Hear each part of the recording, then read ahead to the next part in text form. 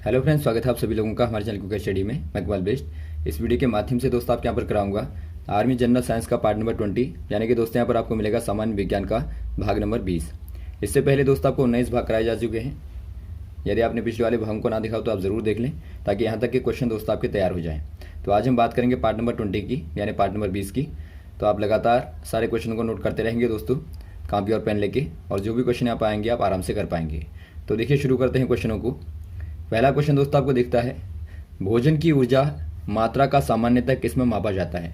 यानी आपको बताना है, यहाँ पर को होगा मात्रा को, यानी कि आपको बताना है दोस्तों, the energy content of food is generally measured in. यदि आप बात करें दोस्तों फूड कंटेंट एनर्जी की बात करें, content of food energy measured in, आप इसको कहाँ मेज़र करेंगे दोस्तों। यदि आप बात करें एनर्जी की, तो एनर्जी का मात्रक जो होता है दोस्तों नॉर्मली वो आपका जूल होता है। लेकिन आप बात करें दोस्तों फूड वाली एनर्जी की, तो इसको हम जनरली कहाँ यहाँ पर मेज़र करते हैं, इसको मेज़र करते हैं दोस्तों कैलोरी में। यानी आप कह देंगे यहाँ पे कैलोरीज में दोस्तों आप इसको मेज़र करते हैं। तो ऑप्शन नंबर आपका सी वाला दिखता है कैलोरी, तो आप कैलोरी में टिक कर देंगे। यदि आपको नॉर्मल पूछा जाए दोस्तों ऊर्जा को ऐसा ही पद्धति में, तो आप कह देंगे जूल। और यदि आपको दोस्तों सीजीएस में पूछा जाता है तो वहाँ पर आप कह देंगे अर्ग। और कूलाम आप जानते हैं दोस्तों चार्ज का मात्रक होता है, यानी कि आवेश का दोस्तों मात्रक होता है, यूनिट होती है। नेक्स्ट क्वेश्चन देखिए दोस्तों, भारी जल की खोज किसने की। यानी आपको बताना है heavy water was discovered by. यदि आप बात करें दोस्तों हैवी वाटर की, हैवी वाटर यानी दोस्तों भारी जल आप कहते हैं इसको। पहले आपको मालूम होना चाहिए दोस्तों भारी जल क्या होता है। भारी जल आपका दोस्तों फॉर्मूला होता है D2O। यदि आप इसका मोलर मास देखें, मोलर मास की बात करें दोस्तों, तो ये आपका क्या होता है, ये आपका दोस्तों 20 होता है। यदि आप नॉर्मल वाटर का देखें, जो आपका नॉर्मल वाटर होता है, यानी जो सामान्य जल होता है दोस्तों H2O, तो यहाँ पर आप देखते हैं इसका 18 होता है मोलर मास, और यहाँ पर दोस्तों इसका 20 होता है। क्योंकि जो आपका D है दोस्तों, ये आपका कहलाता है ड्यूटीरियम। ड्यूटीरियम कहलाता है दोस्तों जो कि क्या है, जो कि हाइड्रोजन का आइसोटोप होता है। आइसोटोप, या फिर आप कहें दोस्तों हाइड्रोजन का क्या होता है, समस्थानिक होता है। तो समस्थानिक होने के कारण ही दोस्तों यहाँ पर जो इसका भार है वो ज़्यादा होता है नॉर्मल H की तुलना में, और इसीलिए इसको भारी जल कहा जाता है। तो आपको बताना है जो भारी जल है, यानी जो D2O है दोस्तों, तो इसको डिस्कवर किसके द्वारा किया गया दोस्तों, यहाँ पर हो जाएंगे हैरोल्ड यूरे के द्वारा दोस्तों किया गया। तो आप कह देंगे हैरोल्ड यूरे, यहाँ पे दोस्तों आप कह देंगे। ऑप्शन नंबर आपको दिखता है बी वाला, तो आप बी वाले में टिक कर देंगे। अगला क्वेश्चन देखिए दोस्तों, which one used as lubricant in machines. यानी आपको बताना है दोस्तों स्नेहक के तौर पर मशीनों में किसका इस्तेमाल होता है। यहाँ पर आप पहले समझेंगे जो लिब्रिकेंट होता है दोस्तों, या फिर आप कह सकते हैं स्नेहक जो होते हैं ये क्या होते हैं। यहाँ पर देखिए दोस्तों, आपने देखा होगा यदि आप कोई मशीन को लें, दोस्तों, तो मशीन के दो पुर्जों के बीच में क्या होता है, फ्रिक्शन लगता है। फ्रिक्शन यानी कि आप घर्षण कह सकते हैं। यहाँ पर घर्षण लगता है दोस्तों, जिसके द्वारा क्या होता है, पुर्जे जो होते हैं डैमेज होते हैं, एक प्रकार से दोस्तों नष्ट होते हैं कहेंगे आप। तो इनको बचाने से दोस्तों, यानी घर्षण से बचाने के लिए, या फिर आप कहें इनको नष्ट होने से बचाने के लिए, आप इनके लिए बीच में दोस्तों क्या यूज़ करते हैं, एक प्रकार का लिब्रिकेंट, या फिर आप कहें दोस्तों स्नेहक का इस्तेमाल करते हैं, यूज़ करते हैं, जिसके द्वारा आप बीच के घर्षण को दोस्तों क्या कर देते हैं, मिनिमाइज कर देते हैं, यानी कि कम कर देते हैं, और जिसके द्वारा ये आपस में डैमेज नहीं हो पाते। तो यहाँ पर जो आपका नॉर्मली होता है दोस्तों, कॉमनली जो यूज़ होता है लिब्रिकेंट के तौर पे, कॉमनली जो यूज़ होता है वो आपका ग्रेफाइट होता है। ग्रेफाइट यानी कि दोस्तों आप एक प्रकार से कह सकते हैं जो कार्बन का अपर रूप होता है, कार्बन का जो क्या होता है अपर रूप कहें, या फिर आप कहें एलोट्रोप जो होता है दोस्तों। तो ग्रेफाइट का यूज़ दोस्तों कहाँ किया जाता है, लिब्रिकेंट के तौर पे। तो ऑप्शन नंबर आप सी वाले में टिक कर देंगे ग्रेफाइट। अगला क्वेश्चन देखिए दोस्तों, निम्न में किन तरंगों का प्रयोग रात में देखने वाले यंत्रों के लिए किया जाता है। यानी कि आपको बताना है which type of waves are used in a night vision equipment. यदि आप बात करें दोस्तों नाइट विजन इक्विपमेंट जो होते हैं, यानी एक प्रकार से आप कहते हैं जो रात्रि को देखने वाले दोस्तों यंत्र होते हैं, रात्रि में देख पाने वाले जो यंत्र होते हैं दोस्तों, एग्जाम्पल के तौर पर आप ले सकते हैं जो नाइट कैमराज होते हैं, कैमरे को आप ले सकते हैं, या फिर दोस्तों आप अन्य और भी चीज़ों को ले सकते हैं जो कि रात को देखते हैं। तो यहाँ पे दोस्तों कौन सी वाली वेव्स का यूज़ किया जाता है आपको बताना है, रेडियो वेव का या इंफ्रारेड का या माइक्रो का या नन ऑफ अबव। यहाँ पे यूज़ होता है दोस्तों इंफ्रारेड का, इंफ्रारेड रेज का यूज़ होता है, या फिर आप कह सकते हैं दोस्तों अवरक्त तरंगों का यहाँ पे प्रयोग होता है। तो ऑप्शन नंबर आप टिक कर देंगे दोस्तों बी वाले में, IR रेज में। और वैसे आप बात करें दोस्तों यदि कम्युनिकेशन की, यानी बातचीत करने के लिए जो यूज़ होता है, जो कम्युनिकेशन में यूज़ होती है दोस्तों, वो आपकी रेडियो वेव्स होती हैं, रेडियो वेव का यूज़ किया जाता है। और यदि आप बात करें दोस्तों रिमोट में, जो आपका टीवी का टेलीविज़न का रिमोट होता है, वहाँ भी दोस्तों IR रेज का ही यूज़ किया जाता है। तो ये आप यहाँ पे याद रखेंगे। तो यहाँ पर आपका आंसर हो जाएगा ऑप्शन नंबर बी वाला। अगला क्वेश्चन देखिए दोस्तों, मलेरिया को रोकने व रोकथाम के लिए प्रयुक्त होने वाला ड्रग है, यानी आपको बताना है a drug used in the prevention and control of malaria is. यदि आप बात करें दोस्तों मलेरिया के प्रिवेंशन और कंट्रोल के लिए जो यूज़ होने वाला ड्रग है दोस्तों, वो कौन सा वाला है। आपको मालूम होगा दोस्तों जो मलेरिया होती है, यानी कि जो मलेरिया बीमारी होती है, ये दोस्तों किससे होती है, ये आपकी मॉस्किटो के काटने से होती है दोस्तों, फीमेल मॉस्किटो के काटने से होती है। और ये आपका एक प्रकार से प्रोटोजोआ के द्वारा दोस्तों क्या होती है, ये बीमारी होती है।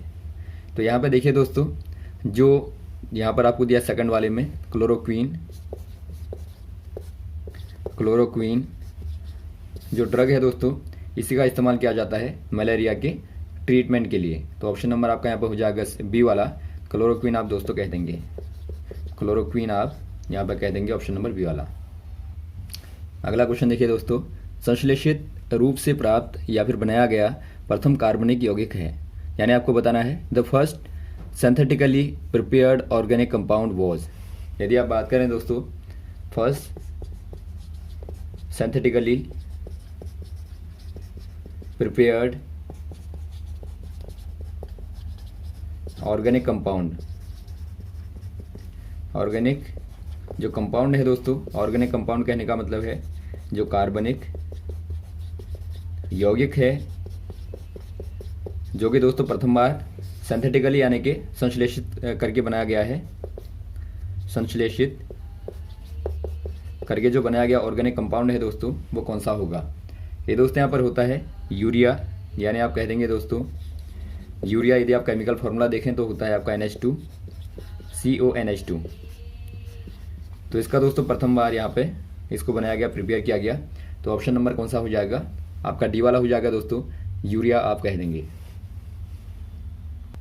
नेक्स्ट क्वेश्चन देखिए दोस्तों, प्राकृतिक जीवाणुओं द्वारा कृत्रिम रूप से कौन सा हार्मोन उत्पन्न किया गया, यानी आपको बताना है first hormone produce artificially by culturing bacterias is. दोस्तों यहाँ पर देखिए जो आपका आर्टिफिशियल एक प्रकार से जो हार्मोन शुरुआत में बनाया गया, यानी आपको बताना है फर्स्ट हार्मोन प्रोड्यूस आर्टिफिशियली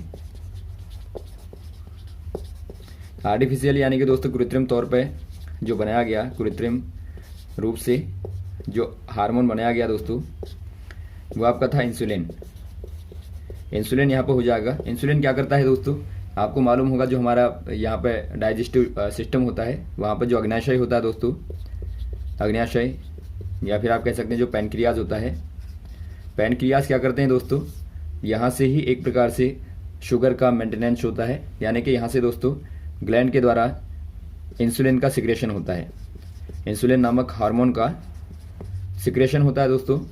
और ये सिक्रेशन क्या करता है, ये दोस्तों शुगर की मात्रा को बॉडी में मेंटेन करता है, यानी कि शुगर यानी कि आप कह सकते हैं दोस्तों मधुमेह को एक प्रकार से मेंटेन करता है।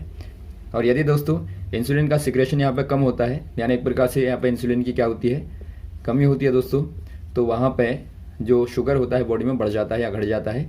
तो इसी को दोस्तों आप क्या कहते हैं, शुगर डिजीज़ भी कहते हैं, यानी कि मधुमेह कहते हैं। तो यहाँ पर आप क्या कह देंगे दोस्तों, जो आपका पहली बार बनाया गया वो आपका था इंसुलिन, ऑप्शन नंबर आपका ए वाला। और इंसुलिन आपने देख लिया कि कहाँ पे यूज़ होता है दोस्तों, ये आपका बॉडी में शुगर को मेंटेन करने के लिए हार्मोन का यूज़ होता है। अगला क्वेश्चन देखिए दोस्तों, बिग बैंग थ्योरी एक्सप्लेन, यानी कि जो बिग बैंग दोस्तों यहाँ पर नाम है साइंटिस्ट का, तो इनकी जो थ्योरी है दोस्तों वो क्या एक्सप्लेन करती है आपको बताना है। ये दोस्तों यहाँ पर एक्सप्लेन करती है यूनिवर्स को, यानी कि आप कहेंगे दोस्तों ब्रह्मांड को एक्सप्लेन करती है, यानी ये बताती है दोस्तों जो शुरुआत में ब्रह्मांड बना होगा, यूनिवर्स बना होगा, वो कैसे बना होगा। तो इनकी थ्योरी के अकॉर्डिंग आपने देखा होगा कि यहाँ पे किस प्रकार से यहाँ पे सूर्य बना दोस्तों और सौर परिवार बना। तो अलग अलग प्रकार की थ्योरियाँ हैं, इनमें दोस्तों यहाँ पे बिग बैंग की भी एक थ्योरी है जो कि यूनिवर्स के निर्माण की बात करती है। तो ऑप्शन नंबर यहाँ पर हो जाएगा दोस्तों सी वाला, यूनिवर्स। अगला क्वेश्चन देखिए दोस्तों, टाइफॉइड में शरीर का कौन सा भाग प्रभावित होता है, यानी कि आपको बताना है which part of the body is affected as a result of typhoid. यदि आप बात करें दोस्तों टाइफॉइड की, टाइफॉइड दोस्तों एक प्रकार की डिजीज है। कौन सी वाली डिजीज है दोस्तों, कौन सी वाली बीमारी है? ये बीमारी दोस्तों आंतों में होती है। आप इसका दूसरा नाम कहते हैं आंत्र ज्वर भी कहते हैं, आप इसको आंत्र ज्वर भी आप कहते हैं। यानी दोस्तों कहाँ होती है, इंटेस्टाइन में होती है, आंतों में होती है। और ये दोस्तों साल्मोनेला टाइफी के द्वारा, साल्मोनेला जो टाइफी होता है, जो कि दोस्तों एक प्रकार से बैक्टीरिया है, बैक्टीरिया यानी कि जीवाणु होता है, उसी के द्वारा दोस्तों ये होती है। यानी आप कह देंगे बैक्टीरियल इन्फेक्शन होता है दोस्तों जो आपका टाइफॉइड होता है।